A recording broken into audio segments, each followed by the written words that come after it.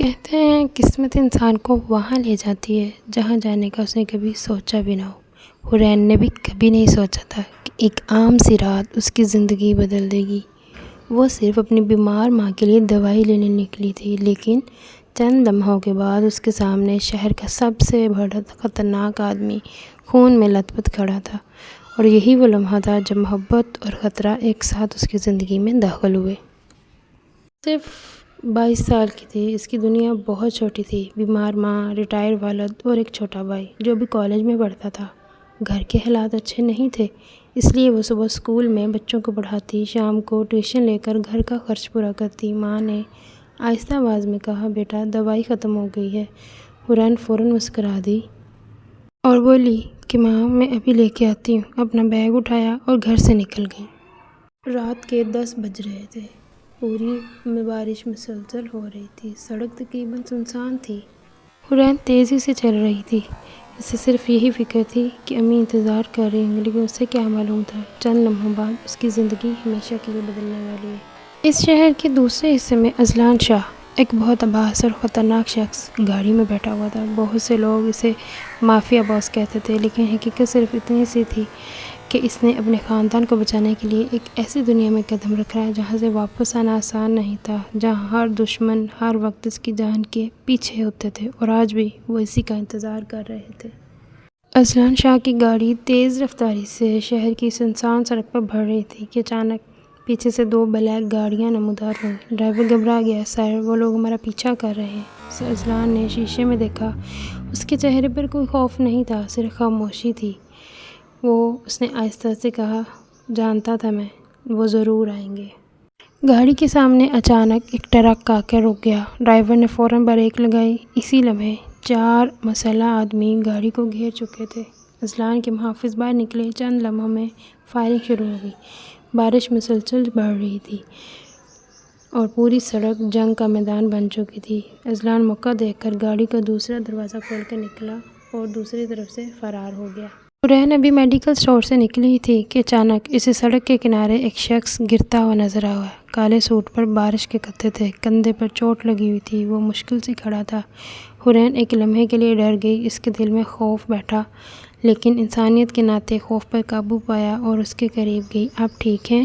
Azlan نے پہلی بار اس کی طرف دیکھا۔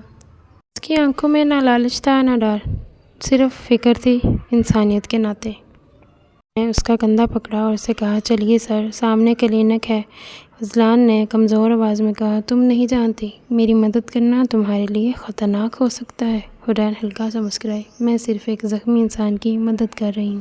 یہ جملہ اذلان کے دل میں اتر گیا۔ برسوں بعد کسی نے اسے اس کے نام، طاقت یا دولت سے نہیں بلکہ ایک انسان سمجھا تھا۔ اس وقت اذلان کے آدمی اس کو ڈھونڈتے ہوئے وہاں آ نکلے۔ انہوں نے جیسے اپنے باس کو دیکھا، سکون کا سانس لیا، لیکن ان کی نظریں فوراً حورین پر جا ٹھہریں۔ گارڈ نے آہستہ سے کہا، سر، کیا اس لڑکی کو سب معلوم ہے؟ اذلان نے کہا، نہیں، اور اسے کچھ معلوم ہونا بھی نہیں چاہیے۔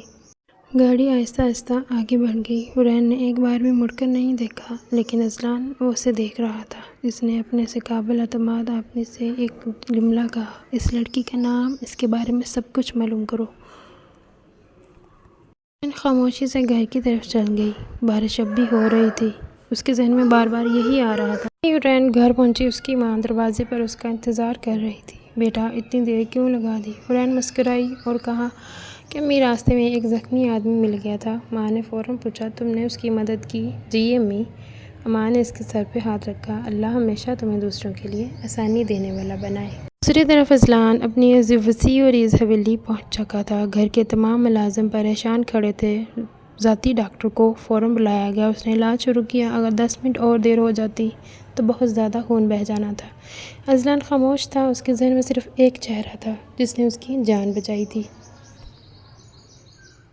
اذلان اپنے دفتر کی کھڑکی کے سامنے کھڑا بارش دیکھ رہا تھا۔ اس کا سب سے قابل اعتماد آدمی، حمزہ، کمرے میں داخل ہوا۔ سر، اب ٹھیک ہیں؟ اس نے آہستہ سے پوچھا۔ وہ لڑکی ملی؟ حمزہ حیران رہ گیا۔ پچھلے 8 سالوں میں یہ پہلی بار تھا کہ اس کے سر نے کسی لڑکی کے بارے میں پوچھا تھا۔ ہمارے لوگ اس کی معلومات جمع کر رہے ہیں، اذلان نے کہا۔ اس لڑکی کو کوئی تکلیف نہیں ہونی چاہیے۔ اگلی صبح ایک سیاہ گاڑی خاموشی سے حورین کے گھر کے سامنے کھڑی تھی۔ حمزہ دور سے صرف یہ دیکھ رہا تھا کہ وہ کس گھر میں رہتی ہے، اس کا خاندان کیسا ہے، اس کی زندگی کیا ہے۔ اس کا مقصد کسی کو نقصان پہنچانا نہیں تھا، وہ صرف اس لڑکی کا شکریہ ادا کرنا چاہتا تھا جس نے اس کی جان بچائی تھی۔ اسی وقت ایک نامعلوم شخص نے فون پر کہا وہ لڑکی مل گئی ہے۔ فون کی دوسری طرف سے وہ آدمی بولا اسے ہر قیمت پر ہمارے سامنے لے کر آؤ۔ حورین کو اندازہ نہیں تھا کہ وہ اب صرف اسلان کی نہیں اس کے دشمن کی نظروں میں بھی آ چکی ہے۔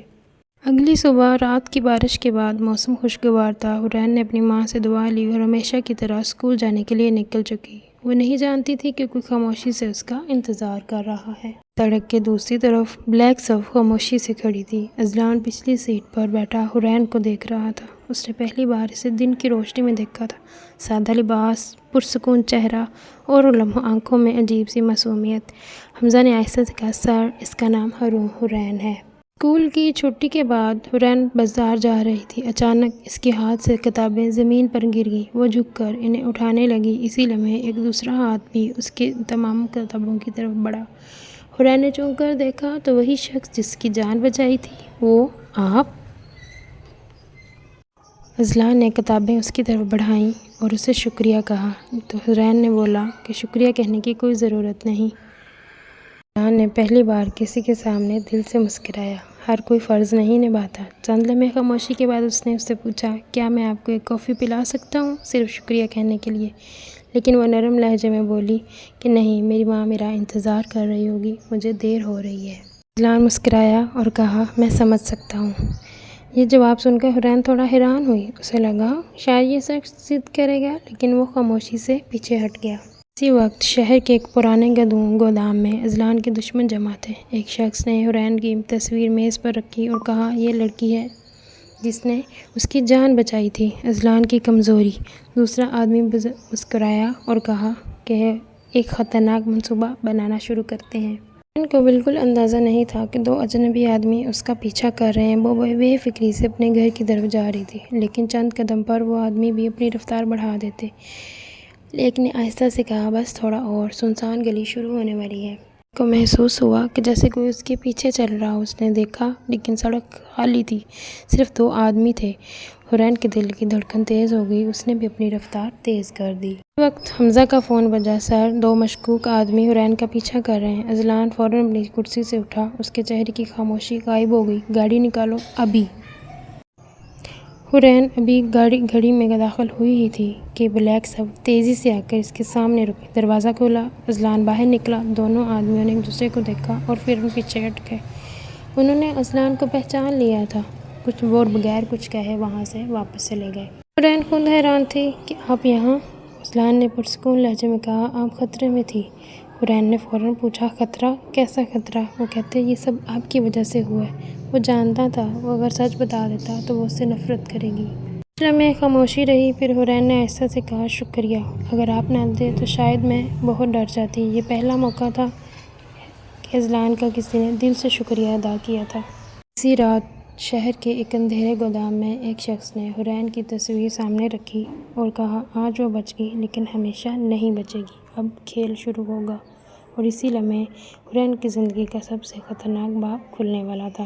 اس رات حورین کو نیند نہیں آ رہی تھی۔ وہ بار بار اس شخص کے بارے میں سوچ رہی تھی، آخر وہ ہے کون؟ اس کے ساتھ اتنی مہنگی گاڑیاں کیوں وہ حفاظت کر رہا تھا؟ نہیں، مجھے ان سب سے دور رہنا چاہیے۔